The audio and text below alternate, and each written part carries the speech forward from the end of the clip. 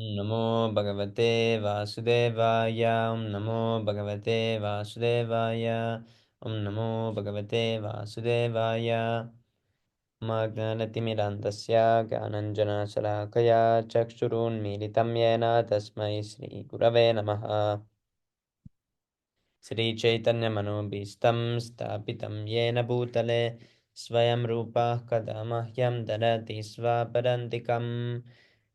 वन्देऽहं श्रीगुरो श्रीयुतपदकमलं श्रीगुरून् वैष्णवंश्च श्रीरूपं साग्रजातं सागररघुनाथन्वितं तं सजीवं साद्वैतं सावधूतं परिजनसहितं श्रीकृष्णचैतन्यदेवं श्रीराधाकृष्णपादान् सागरललिता श्रीविशाखान्वितंश्च। हे कृष्ण करुणा सिन्धो दीनबन्धो जगत्पते गोपेश गोपिका कान्ता राधा कान्त नमोऽस्तु ते। तप्त काञ्चन गौरङ्गी राधे वृन्दावनेश्वरी वृषभानुसुते देवी प्रणमामि हरिप्रिये। वाञ्छाकल्पतरुभ्यश्च कृपा सिन्धुभ्य एव च पतितानं पावनेभ्यो वैष्णवेभ्यो नमो नमः। नमः विष्णुपदाय कृष्णपृष्ठाय भूतले श्रीमते भक्तिवेदान्तस्वामिनिति नामिने। नमस्ते सरस्वते देवे गौरवाणी प्रचारिणे निर्विशेष शून्यवादी पाश्चात्यदेशतारिणे। जय श्री कृष्ण चैतन्य प्रभु नित्यानंद श्री अद्वैत गदाधर श्रीवासादि गौरभक्तवृंद। हरे कृष्ण कृष्ण कृष्ण हरे हरे, हरे राम राम राम हरे हरे। हरि बोल। Thank you so much, Prabhu, for joining. Today we read Thank you so Krishna. much, Prabhu. Today is healing of the Nikasura. Who wants to start reading? Prabhu, I can start. Okay, thank you. Haribol. Hare Krishna, Prabhu, Prabhu Dandatam, Jai Shri Prabhupada. Hare Krishna, Hare Prabhu, Krishna, Srimad Prabhu, Prabhu, Prabhu, please accept my obeisance, all glories to Srila Prabhupada. Who he joined? Please accept my humble obeisances. All glories to Srila Prabhupada. This is a miracle. Lepahang Prabhu was not supposed to join, but he has appeared. Haribol. Haribol. Haribol. Killing of Dhenukasura. In this way, Sri Krishna, along with his elder brother Balrama, passed the childhood age known as Kaumara and stepped into the age of Poganda. From the 6th year up to the 10th, and at that time, all the cowherd men conferred and agreed to give those boys who had passed their 5th year charge of cows uh, in the pasturing ground.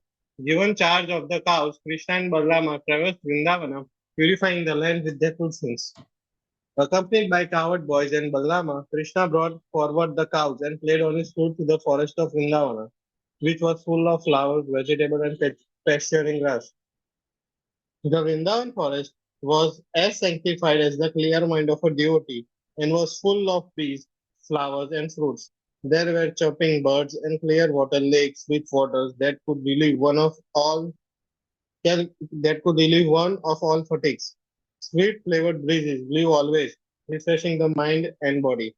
Krishna, with his friend and Balrama, entered the forest and, seeing the favorable situation, enjoyed the atmosphere to the fullest extent.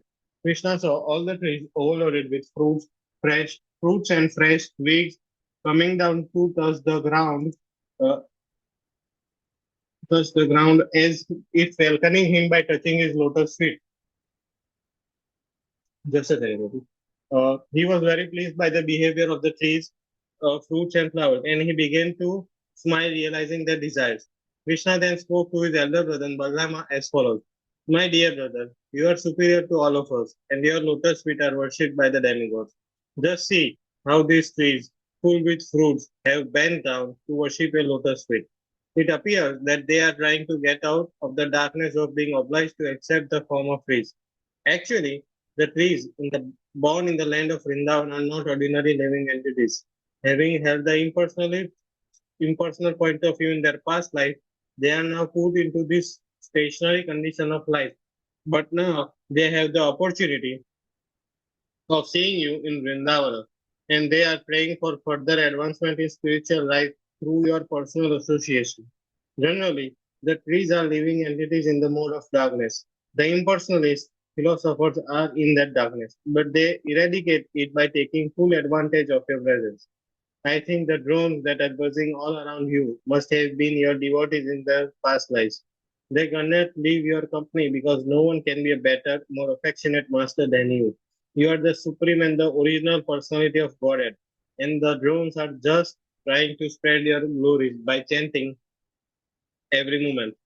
I think some of them must be great sages, devotees of your lordship, and they are disguising themselves in the form of drones because they are unable to give up your company even for a moment. My dear brother, you are the supreme worshipable Godhead. Just see how the peacocks in great ecstasy are dancing before you. The deer, whose behavior is just like the gopis, are welcoming you with the same affection. And the cuckoos, who are residing in the forest, are receiving you. You, with great joy, because they consider that your appearance is so auspicious in their home. Even though they are trees and animals, these residents of Vrindavan are glorifying you. They are prepared to welcome you to their best capacity, as is the practice of great souls in receiving another soul at home. As for the land, it is so pious and fortunate that the footprint of a lotus feet are marking its body. It is quite natural for these Vrindavan inhabitants to thus receive a great personality like you. The herbs, creepers, and plants are also so fortunate to touch a lotus feet.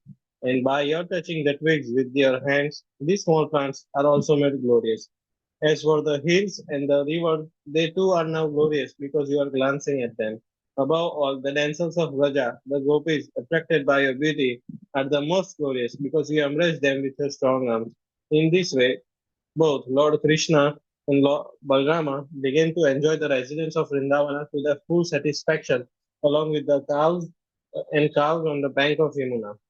In some places, both Krishna and Balrama were accompanied by their friends. The boys were singing, imitating, and humming the sound of the drones, and accompanying Krishna and Balrama, who were garlanded with forest flowers. While walking, the boys sometimes imitated the quacking sound of the swans in the lake, or when they saw peacocks dancing, they imitated them before Krishna. Krishna also moved his neck, imitating the dancing and making his friends laugh. The cows taken care by Krishna had different names, and Krishna would call them with love. After hearing Krishna calling, the cows would immediately respond by mooing, and the boys would enjoy this exchange to their heart's content. They would all imitate the sound vibrations made by different kinds of birds, especially the chakoras, peacocks, cuckoo, and bharadwajas. Sometimes, when they would see the weaker animals fleeing out of fear of the sound of tigers and lions, the boys, along with Krishna and Balrama, would imitate the animals and run away with them. When they felt some fatigue, they would sit down, and Balrama would put his head on the leg of one of the boys just to take the rest. And Krishna would immediately come and begin massaging the legs of Balrama. And sometimes he would take a palm fan and fan the body of Balrama, causing a pleasing breeze to relieve him of his fatigue. Other boys would sometimes dance or sing while Balrama took rest, and sometimes they would wrestle among themselves or jump. When the boys were thus engaged, Krishna would immediately join them, and catching their hands, he would enjoy their company and laugh and praise their activities. When Krishna would feel tired and fatigued, he would sometimes take shelter of the root of a big tree or a lap of a cowherd boy and lie down. When he would lie down with a boy or a root as his pillow, some of the boys would come and massage his legs, and some would fan his body with fan made from leaves. Some of the more talented boys would sing in very sweet voices to please him. Thus, very soon his fatigue would go away. The Supreme Personality of Godhead, Krishna, whose legs are tended by the goddess of fortune, had himself put the cowherd boys as one of them, expanding expanding his internal potency to appear exactly like a village boy. But despite his appearing just like a village boy, there were occasions when he proved himself to be the supreme personality of Godhead. Sometimes men boast themselves as the supreme personality of Godhead and cheat innocent people, but they can only cheat. they cannot exhibit the potency of God. While Krishna was thus engaged in exhibiting his internal potency along with the supermost fortunate friend, there occurred another chance for him to exhibit the superhuman powers of Godhead. His most intimate friend Sridama, Subala, and Stota Krishna began to address Krishna and Balrama with great love and affection. Thus, dear Balrama, you are very powerful. Your arms are very strong. Dear Krishna, you are very expert in killing all kind of disturbing demons. Will you kindly note that just near this place there is a big forest of the name Talavanu. This forest is full of palm trees, and all the trees are filled with fruits. Some are falling down, and some of them are very ripe even in the trees. It is a very nice place, but because of a great demon, Dhenukasura, it is very difficult to go there. Other devotee can read now, Prabhu. I can read, Prabhu. Thank you so much, Prabhu. Yes, Prabhu. Very good. Please, No one can reach the trees to collect the fruits. Dear Krishna and Balarama, this demon is present there in the form of an ass, and he is surrounded by similar demon friends who assume the same shape. All of them are very strong, so it is very difficult to approach this place. Dear brothers, you are the only persons who can kill such demons. Other than you, no one can go there for fear of being killed. Not even animals go there, and no birds are sleeping there. They have all left. One can only appreciate the sweet aroma that is coming from that place. It appears that up until now no one has tasted the sweet fruits there, neither on the tree or on the ground. Dear Krishna, to tell you frankly, we are very attracted by this sweet aroma. Dear Balarama, let us all go there and enjoy these fruits. The aroma of the fruits is now spread everywhere. Don't you smell it from here?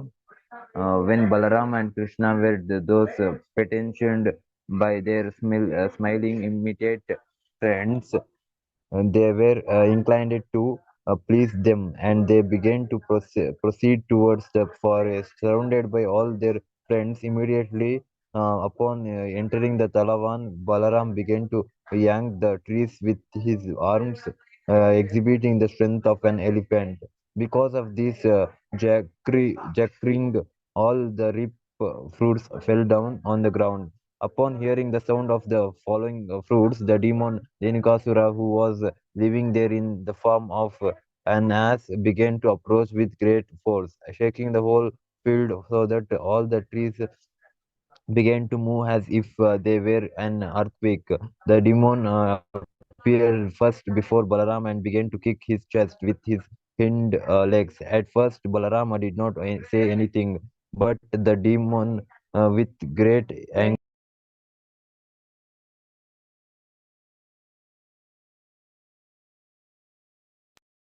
uh, 1 minute, oh, sorry. Anger began to kick him again more vehemently. This time, Balaram immediately caught hold of the legs of the ass with one hand and willing, wheeling him around, threw him into the treetops, where he was being wheeled around by Balarama. The demon lost his life. Balarama threw the into the biggest plum tree about the demon's body was so heavy that the plum tree fell upon other trees, and several fell down. It appeared as if a great hurricane had passed through through the forest, and all the trees were falling down one after another. These exhibitions of extraordinary strength is not astonishing, because Balarama is the personality of Godhead known as Ananta Shesha, who is holding all the planets on the hoods of his millions of head. The The whole cosmic manifestation is maintained by him exactly as two threads hold the heavy of heavying of a cloth. After the demon was thrown into the trees, all the friends and associates of Dinakasura immediately assembled and attacked Balarama and Krishna with great force. They were determined to relate, related, related, related, and avenge the death of their friend. But Krishna and Balarama began to catch each of the axes by the hind legs and exactly in the same way will wheel them around. Those they killed all of them by throwing them into the plum trees. Retaliate. Okay, sorry, bro. By the hind legs and exactly in the same way wheel them around. Those they killed all of them by throwing them into the plum trees. Because of the dead bodies of the asses, there was a panoramic scene panoramic scene. It appeared as if clouds of various colors were assembled in the trees. Hearing of this great incident, the demigods from the higher planets began to shower flowers on Krishna and Balarama and began to beat their drums and offer devotion prayers. 2 days after the killing of Dhenukasura, people began to come into the Talan forest to collect the fruits, and animals began to return without fear to feed on the nice grass grown there. Just by chanting or hearing these transcendental activities and pastimes of the brothers Krishna and Balarama, one can amass pious activities. Okay. When Krishna and Balarama and their friends entered the village of Vrindavana, they played their flutes and the boys praised their uncommon activity in the forest. Uh, their faces were decorated with tilaka and smeared with the dust raised by the cows, and Krishna's head was decorated with a peacock feather. Both he and Balarama played their flutes, and the young gopis were with joyous to see Krishna returning home. All the gopis in Vrindavana remained very morose on account of Krishna's absence. All day they were thinking of Krishna in the forest or of him herding cows in the pasture. When they saw Krishna returning, all their anxieties were immediately relieved, and they began to look at his face at the way drones hover over the honey of the lotus flower. When Krishna entered the village, the young gopis smiled and laughed. Krishna, while playing the flute, enjoyed the beautiful smiling face of the gopis. Then Krishna and Balaram. Which one, Prabhu? Hinne. Okay. When Krishna entered the Oh, okay. Then Krishna and Balaram are immediately received by their affectionate mothers, Yashoda and Rohini, and according to the time's demands, they began to fulfill the desires of their affectionate sons. Simultaneously, the mother rendered service and bestowed benediction upon their transcendental sons. They very, they very nicely took care of their children by bathing and dressing them. Krishna was dressed in bluish garments and Balarama were dressed in yellowish garments. And they were given all sorts of ornaments and uh, flower garlands, being relieved of the fatigue of their Prabhu, I days have a work. question. Oh, please tell, bro. But Krishna is dressed in yellow garments and Balarama is dressed in blue garments. Isn't it like that? No, like Krishna is always blue, na? From Ratun. No, no, Krishna is always yellow. Balrama is always blue color. Because Krishna Oh, wears like yellow to that. Okay, remember okay, okay, Radha. okay. Oh, Krishna wears yellow to remember mhm. Radharani and Balram wears yellow to remember Krishna.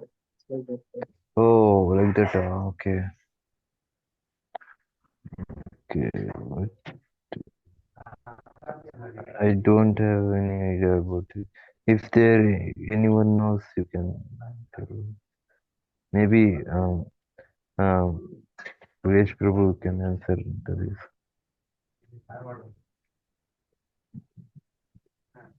Oh yeah. Here they have changed it. Yes, Prabhu, it's a mistake.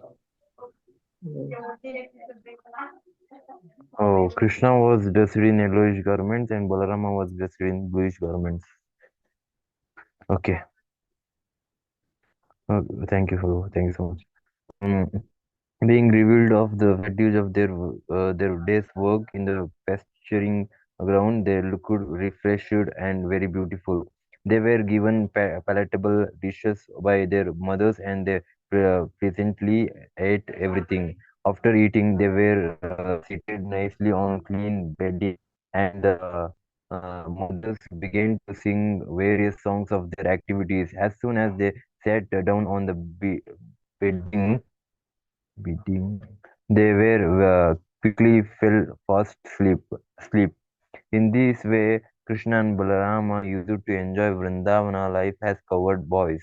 Sometimes Krishna used to go with his boyfriends, and with Balarama, and sometimes he used to go alone with his friends to the bank of the Yamuna and tend the cows. Gradually, sorry, ordinarily, Godinelli, like that. The summer season arrived, and one day, while in the field, the boys and cows became very thirsty and began to drink the water of the Yamuna. The river, however, was made poisonous by the venom of the great serpent known as Kalia. Because the water was so poisonous, the boys and cows became visibly affected immediately after drinking. They suddenly fell down on the ground, apparently dead. Then Krishna, who is the life of all lives, simply cast his merciful glance over them, and all the boys and cows regained consciousness and began to look at one another with great astonishment. They could understand that by drinking the water of Yamuna they had dead, and that the merciful glance of Krishna restored their life. Thus they appreciated the mystic power of Krishna, who is known as Yogeshwara, the master of all mystic yogis. Thus ends the Bhaktivedanta purport of 15th chapter of Krishna killing of Denkasura. Ribo. Prabhu, thank you so much, Prabhu. Thank you so much, Prabhu, for giving.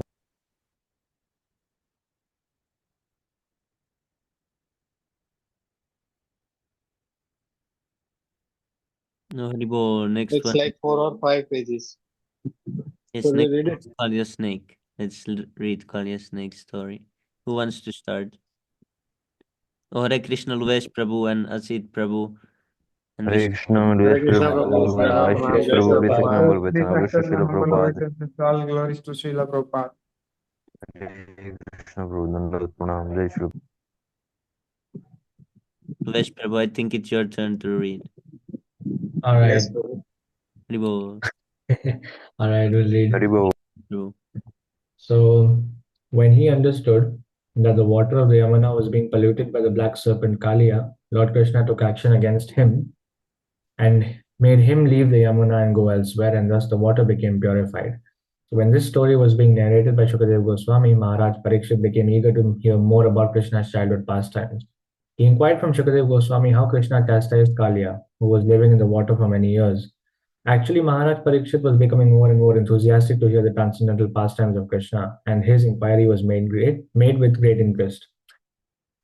Shukadev Goswami narrated the story as follows. Within the river Yamuna, there was a great lake, and in that lake, the black serpent Kalia used to live. Because of his poison, the whole area was so contaminated that it emanated a poisonous vapor 24 hours a day. If a bird happened to even pass over the spot, he would immediately fall down in the water and die. Due to the poisonous effect of the Yamuna's vapors, the trees and grass near the bank of the Yamuna had all dried up. Lord Krishna saw the effect of the great serpent's poison. The whole river that ran before Vrindavan was now deadly. Krishna, who had ventured himself just to kill all undesirable elements in the world, immediately climbed up on a big kadamba tree on the bank of the Yamuna. The kadamba is a round yellow flower, generally seen only in the Vrindavan area. After climbing to the top of the tree, he tightened his belt cloth and, flapping his arms just like a wrestler, jumped in the midst of the poisonous lake. The kadamba tree from which Krishna had jumped was the only tree there which was not dead. Some commentators say that due to touching the lotus feet of Krishna, the tree became immediately alive. In some other Puranas, it is stated that Garud, the eternal carrier of Vishnu, knew that Krishna would take this action in the future, so he put some nectar on this tree to preserve it. When Lord Krishna jumped into the water, the river overflooded its banks as if something very large had fallen into it. This exhibition of Krishna's strength is not at all uncommon because he is the reservoir of all strength. When Krishna was swimming about, just like a great strong elephant, he made a tumultuous sound which the great black serpent Kalia could hear.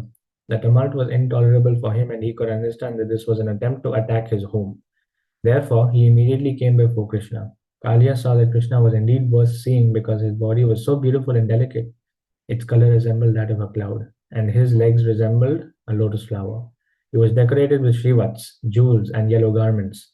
He was smiling with a beautiful face and was playing in the river Yamuna with great strength. But in spite of Krishna's beautiful features, Kalia felt great anger within his heart, and thus he grabbed Krishna with his mighty coils. Seeing the incredible way in which Krishna was enveloped in the coils of the serpent, the affectionate cowherd boys and inhabitants of Vrindavan immediately became stunned out of fear. They dedicated everything to Krishna, their lives, property, affection, activities, everything was for Krishna. And when they saw him in that condition, they became overwhelmed with fear and fell down on the ground. All the cows, bulls, and small calves became overwhelmed with grief, and they began to look at him with great anxiety. Out of fear, they could only cry in agony and stand erect on the bank, unable to help their beloved Krishna. So while this scene was taking place on the bank of the Yamuna, there were ill omens manifest. The earth trembled, meteors fell from the sky, and the bodies of men shivered. All these are indications of great immediate danger. Observing the inauspicious signs, the cowherd men, including Maharaj Nanda, became very anxious out of fear. At the same time, they were informed that Krishna had gone to the pasturing ground without his elder brother Balaram. As soon as Nanda, Yashoda, and the cowherd men heard this news, they became even more anxious. Out of their great affection for Krishna, unaware of the extent of Krishna's potencies, they became overwhelmed with grief and anxiety because they had nothing dearer. They had nothing dearer than Krishna, and because they dedicated everything, life, property, affection, might, mind, and activities to Krishna. Because of their great attachment for Krishna, they thought, today Krishna is surely going to be vanquished. All the inhabitants of Vrindavan came out of the village to see Krishna.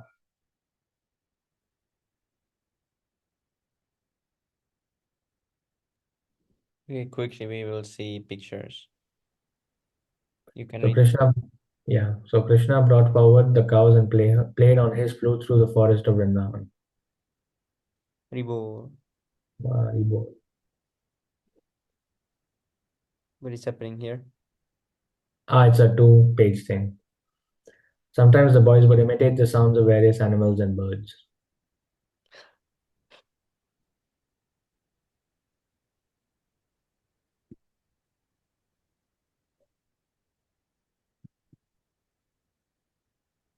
Krishna bifurcated Bakasur's mouth as easily as a child splits a blade of grass. Ribo. Haribo.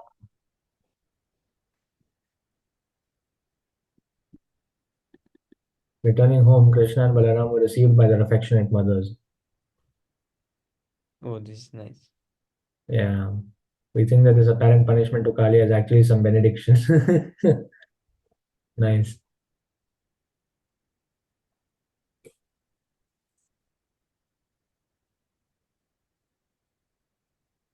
Oh, there they are on the bank. This Prabhu has fainted. Ecstasy. And Krishna is playing his flute still. Yes. So easy. So easy for him, to multitask. Yes, Prabhu.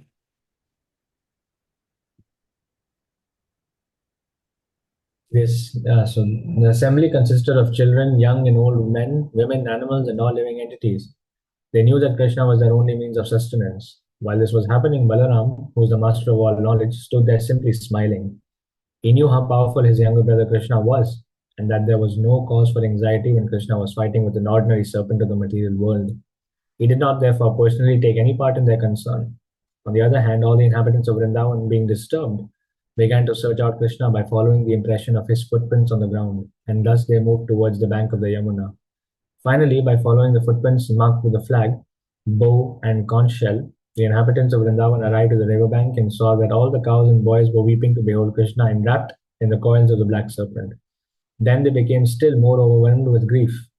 While Balaram was smiling to see their lamentation, all the inhabitants of Rajabhumi merged into the ocean of grief because they thought that Krishna was finished. Although the residents of Vrindavan did not know much about Krishna, their love for him was beyond comparison.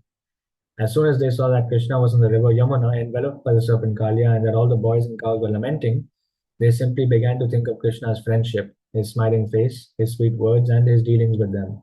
Thinking of all these and believing that their Krishna was now within the clutches of Kalia, they at once felt that the three worlds had become vacant.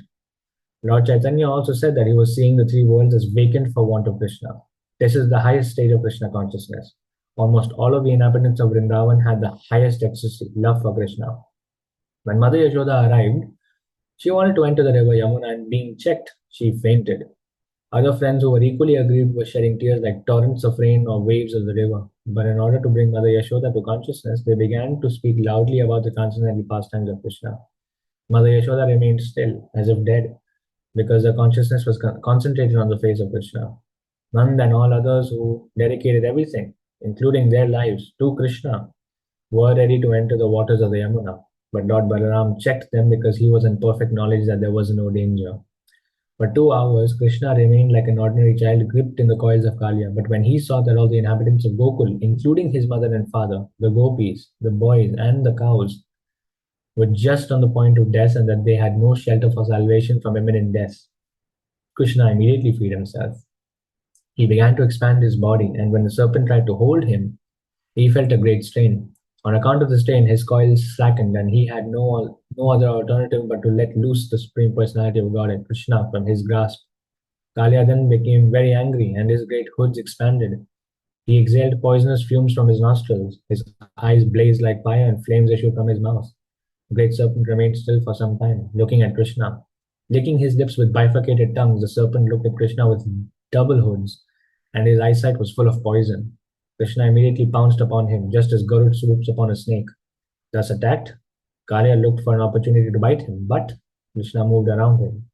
As Krishna and Kalia moved in a circle, the serpent gradually became fatigued, and his strength seemed to diminish considerably. Krishna immediately pressed down the serpent's hoods and jumped upon them. The Lord's lotus feet became tinged with red from the rays of the jewels on the snake's hoods. Then he, who was the original artist of all fine arts, such as dancing, began to dance upon the hoods of the serpent, although they were moving to and fro. Upon seeing this, denizens from the upper planets began to shower flowers, beat drums, play different types of flutes, and sing various prayers and songs. In this way, all the denizens of heaven, such as the Gandharvas, Siddhas, and demigods, became very pleased. While Krishna was dancing on his hoods, Kalia tried to push him down with some of his other hoods. Kalia had about 100 hoods, but Krishna took control of them. He began to dash Kalia with his lotus feet, and this was more than the serpent could bear. Gradually, Kalia was reduced to struggling for his very life. He vomited all kinds of refuse and exhaled fire. While throwing up poisonous material from within, Kalia became reduced in his sinful situation. Out of great anger, he began to struggle for existence and tried to raise one of his hoods to kill the Lord. The Lord immediately captured the hood and subdued it by kicking it and dancing on it. It actually appeared as if the Supreme Personality of Godhead, Vishnu, was being worshipped. The poisons emanating from the mouth of the serpent appeared to be like flower offerings. Kalia then began to vomit blood instead of poison. He was completely fatigued. His whole body appeared to be broken by the kicks of the Lord. Within his mind, however, he finally began to understand that Krishna was the Supreme Personality of Godhead, and he began to surrender unto him. He realized that Krishna was the Supreme Lord, the Master of everything. The wives of the serpent, known as the Nagapatnis, saw that their husband was being subdued by the kingdom of the Lord, within whose womb the whole universe remains. Kalya's wives prepared to worship the Lord, although in their haste their dress, hair, and ornaments became disarrayed. They also surrendered unto the Supreme Lord and began to pray. They appeared before him, put forward their offspring, and anxiously offered respectful obeisances, falling down on the bank of the Yamuna. The Nagapatnis knew that Krishna is the shelter of all surrendered souls, and they desired to release their husband from the impending danger by pleasing the Lord with their prayers. The Nagapatnis began to offer their prayers as follows: O dear Lord, you are equal to everyone. For you there is no distinction between your sons, friends, or enemies. Therefore, the punishment which you have so kindly offered to Kali is exactly befitting. O Lord, you were descended especially for the purpose of annihilating all kinds of disturbing elements within the world.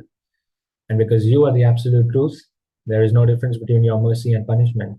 We think, therefore, that this apparent punishment to Kali is actually some benediction. We consider that your punishment is your great mercy upon us, because when you punish someone, it is to be understood that the reactions of his sinful activities are eradicated. It is already clear that this creature appearing in otherwise it is already clear that this creature appearing in the body of a serpent must have been overburdened with all kinds of sin. Otherwise, how could he have the body of a serpent? Your dancing on his hoods reduces all the sinful results of actions caused by his having this body of a serpent. It is therefore very auspicious that you have become angry and have punished him in this way. We are very astonished to see how you become so pleased with this serpent, who evidently performed various religious activities in his past lives. Everyone must have been pleased by his undergoing all kinds of penances and austerities, and he must have executed universal welfare activities for all living creatures. The Nagapatnis confirmed that one cannot come in contact with Krishna without having executed pious activities and devotional service in his previous lives. As Lord Chaitanya advised in his Shikshashtak, one has to execute devotional service by humbly chanting the Hare Krishna Mahan Mantra, thinking oneself lower than the strong in the street and not expecting honor for himself, but offering all kinds of honor to others. The Nagapatnis were astonished that although Kalya had the body of a serpent as a result of grievous sinful activities, at the same time he was in contact with the Lord to the extent that the Lord's lotus feet were touching his hooves. Certainly, this was not the ordinary result of pious activities. These two contradictory facts astonished them. Thus, they continued to pray, O dear Lord, we are simply astonished to see that he is so fortunate as to have the dust of your lotus feet on his head. This is a fortune sought after by the great saintly persons. Even the goddess of fortune underwent severe austerities just to have the blessing of the dust of your lotus feet. So how is it that Kaliya is so easily getting this dust on his head? We have heard from authoritative sources that those who are blessed with the dust of your lotus feet do not care even for the highest post within the universe, namely the post of Lord Brahma, or the kingmanship of the heavenly planets, or the sovereignty of this planet. Nor do such persons desire to rule the planets above this earth, such as Siddhalok. Nor do they aspire for the mystic powers achieved by the yoga process. Nor do the pure devotees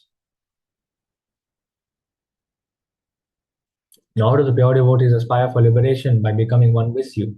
My lord, although he is born in a species of life which is fostered by the most abominable modes of material nature, accompanied with the quality of anger, this king of the serpents has achieved something very, very rare. The living entities who are wandering within this universe and getting different species of life can very easily achieve the greatest benediction only by your mercy. It is also confirmed in the Chaitanya Charitamrita that the living entities are wandering within the universe in various species of life, but by the mercy of Krishna and the spiritual master, they can get the seed of devotional service, and thus their path of liberation can also be cleared. We therefore offer our respectful obeisances unto you, the Nagapatnis continued. Our dear Lord, because you are the Supreme Person, you are living as the Supersoul within every living entity. Although you are transcendental to the cosmic manifestation, everything is resting in you. You are the personified, indefatigable eternal time. The entire time force is existing in you, and you are therefore the seer and the embodiment of total time in the shape of past, present, and future, month, day, hour, moment, everything. In other words, O Lord, you can see perfectly all the activities happening in every moment, and every hour, in every day, every year, past, present, and future.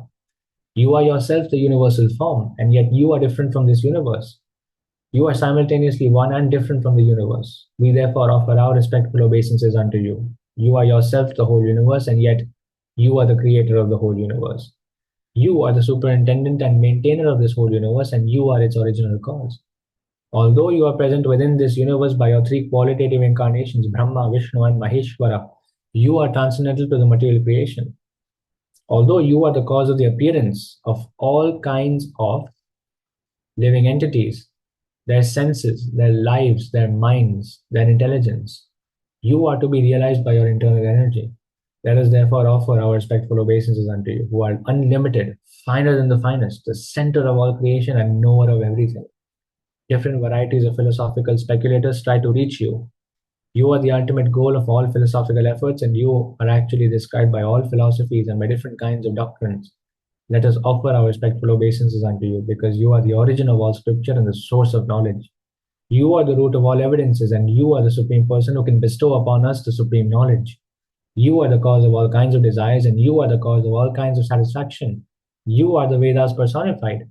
Therefore, we offer you our respectful obeisances.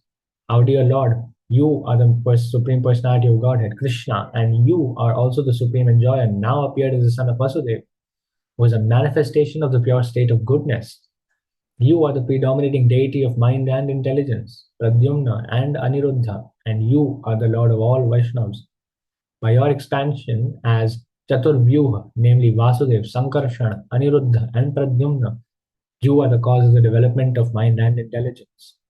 By your activities only, the living entities become covered by forgetfulness or discover their real identity.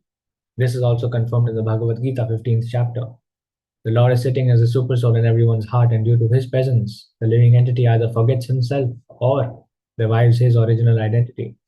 We can partially understand that you are within our hearts as the witness of all our activities, but it is very difficult to appreciate your presence, although every one of us can do so to some extent.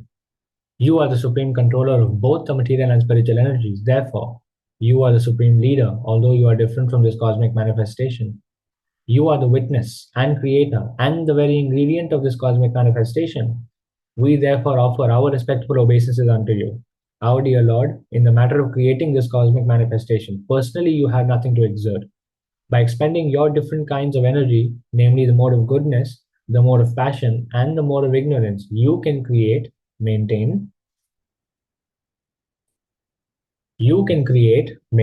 and annihilate this cosmic manifestation.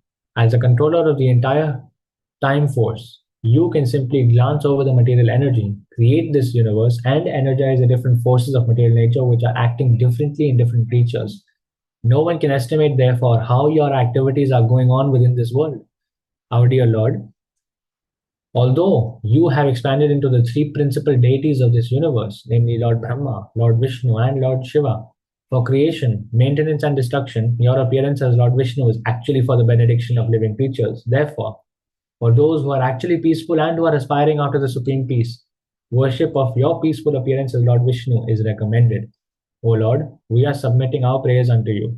You can appreciate that this poor serpent is going to give up his life. You know that for us women, our lives and everything are our husbands. Therefore, we are praying unto you that you kindly excuse Kalia, our husband, because if this serpent dies, then we shall be in great difficulty. Looking upon us only, please excuse this great offender. Our dear Lord, every living creature is your offspring, and you maintain everyone. This serpent is also your offspring, and you can excuse him although he has offended you, undoubtedly without knowing your potency. We are praying that he may be excused for this time. Our dear Lord, we are offering our loving service unto you because we are all eternal servitors of your Lordship. You can order us and ask us to do whatever you please. Every living being can be relieved from all kinds of despair if he agrees to abide by your orders. After the Nagapatnis submitted their prayers, Lord Krishna released Kalia from his punishment. Kalia was already unconscious from being struck by the Lord. Upon regaining consciousness and being released from the punishment, Kalia got back his life force and the working power of his senses. With folded hands, he humbly began to pray to the Supreme Lord Krishna. My dear Lord, I have been born in such a species that by nature I am angry and envious, being in the darkest region of the mode of ignorance. Your Lordship knows well that it is very difficult to give up one's natural instincts, although by such instincts the living creature transmigrates from one body to another. It is also confirmed in the Bhagavad Gita that it is very difficult to get out of the clutches of material nature, but if anyone surrenders unto the Supreme Personality of Godhead, Krishna, the modes of material nature can no longer act on him. My dear Lord, Kalia continued, You are therefore the original creator of all kinds of modes of material nature by which the universe is created. You are the cause of the different kinds of mentality possessed by living creatures by which they have obtained different varieties of bodies. My dear Lord, I am born as a serpent. Therefore, by natural instinct, I am very angry. How is it then possible to give up my acquired nature without your mercy? It is very difficult to get out of the clutches of your Maya. By your Maya, we remain enslaved. My dear Lord, kindly excuse me for my inevitable material tendencies. Now you can punish me or save me as you desire. After hearing this, the Supreme Personality of Godhead, who was acting as a small human child, ordered the serpent thus: You must immediately leave this place and go to the ocean. Leave without delay. You can take with you all your offspring, wives, and everything that you possess. Don't pollute the waters of the Yamuna. Let it be drunk by my cows and cowherd boys without hindrance. The Lord then declared that the order given to the Kalia snake can be recited and heard by everyone so that no one need fear Kalia any longer. Anyone who hears the narration of the Kaliya serpent and his punishment will need fear no more the envious activities of snakes. The Lord also declared, if one takes a bath in the Kaliya lake where my cowherd boyfriends and I have bathed, or if one, fasting for a day, offers oblations to the forefathers from the water of this lake, he will be relieved from all kinds of sinful reaction. The Lord also assured Kaliya, you came here out of fear of Garud, who wanted to eat you in the beautiful land by the ocean.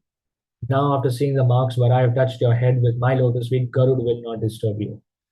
The Lord was pleased with Kalia and his wives. Immediately after hearing his order, the wives began to worship him with great offerings of nice garments, flowers, garlands, jewels, ornaments, sandal pulp, lotus flowers, and nice eatable fruits. In this way, they pleased the master of Garud, of whom they were very much afraid. Then, obeying the orders of Lord Krishna, all of them left the lake within the Yamuna.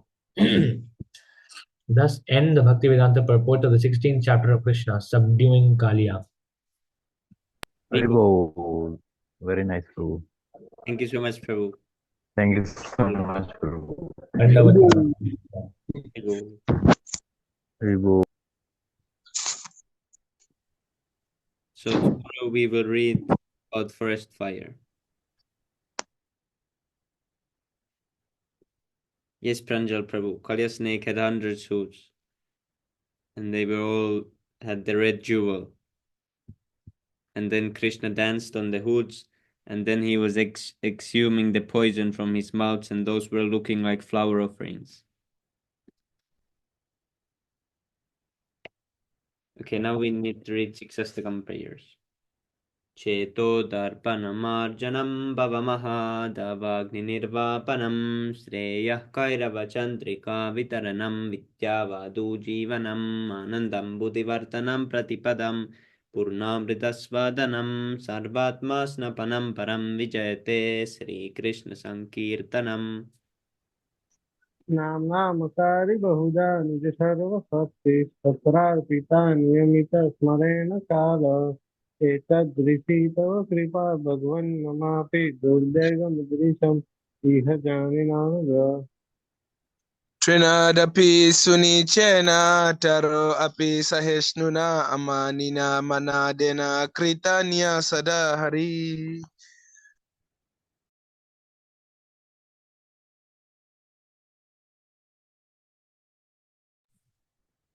न धनं न जनं न सुन्दरीं कवितां जगदीशकामये मम जन्मनि जन्मनीश्वरे भवताद्भक्तिरहेतुकी त्वयि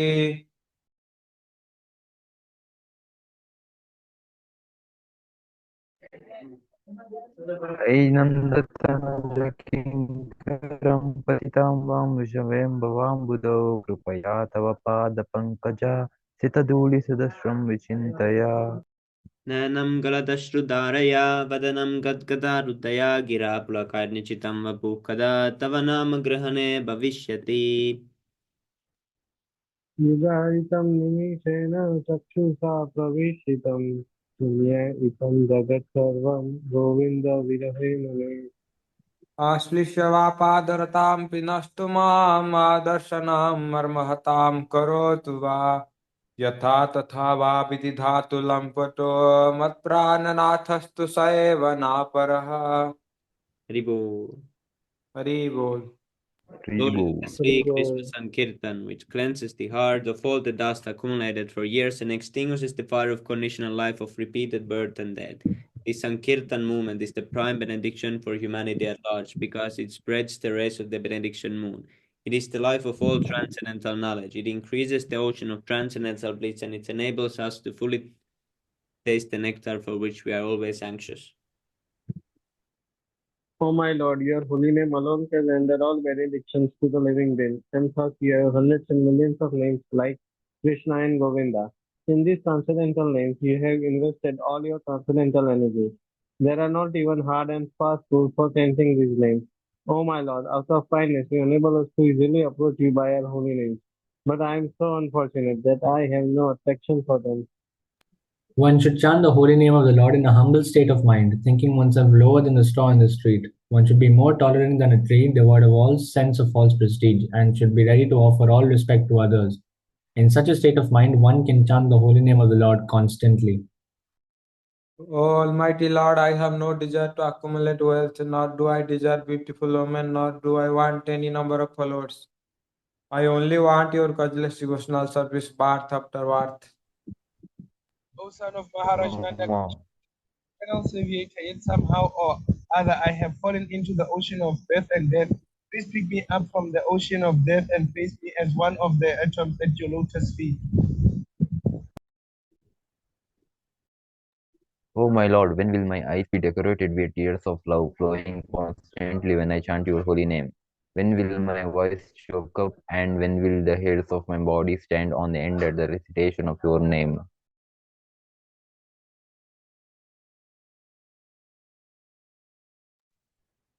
O Govinda, feeling your separations, I am considering a moment to be like 12 years or more. Tears are flowing from my eyes like torrents of rain, and I am feeling all vacant in the world in your absence. But I know no one but Krishna as my Lord, and he shall remain so even if he handles me roughly by his embrace or makes me broken-hearted by not being present before me. He is completely free to do anything and everything, for he is always my worshipful Lord unconditionally. Haribol, Sri Siksastakam ki. Haribo Jai. Jai.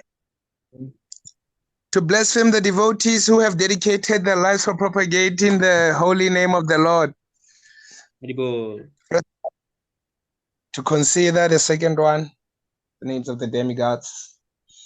Just want to give others a chance. Haribol, very nicely, Bahang Prabhu. Good. Who's next? Okay, I did not even recite the second one, but then yeah, still know it.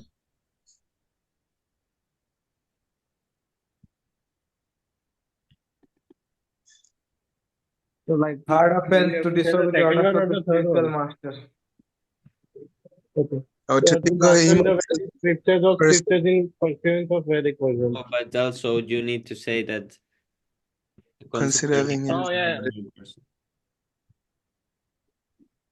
I Okay. think Semi Prabhu. Yes, Prabhu. I think you can. They are them when you search them. They also appear because I usually recite those sometimes. That has the full sentence for number 3. Yes, Prabhu. But we can read this one. So what is the 4? To blaspheme To the devotee. blaspheme the Vedic scriptures or scriptures in pursuance to the Vedic version. Haribol. To give some, no, to consider the chanting of Hare Krishna to be imagination. And to give some interpretations to the holy name.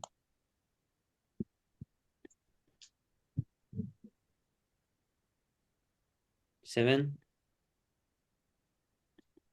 What is 7? It's about sinful activities. To commit to commit sin on the strength of the holy name. Yes, Prabhu. Okay, 8. Eighth one, to consider the chanting of Hare Krishna to be an auspicious ritualistic activities which is offered in the Vedas as fruitive activities. Karmakanda. 9. To instruct a faithless person about the glories of the holy name. To not have faith in chanting Hare Krishna and to maintain materialistic attachments even after understanding so many instructions on this matter. It is also an offense to be inattentive while chanting. One who considers himself to be Vaishnava should guard himself of all these offenses in order to quickly achieve the desired success. Krishna Prema. Krishna Prema. Yascha Kripa Vanchakalpatarubhyascha Krishna Purana Ananda Gaudiya Vaishnava ki jai. Shila Prabhupada Jai Gaura Prema. Jai Hari Bol. Hari Hari Bol. Hari Bol.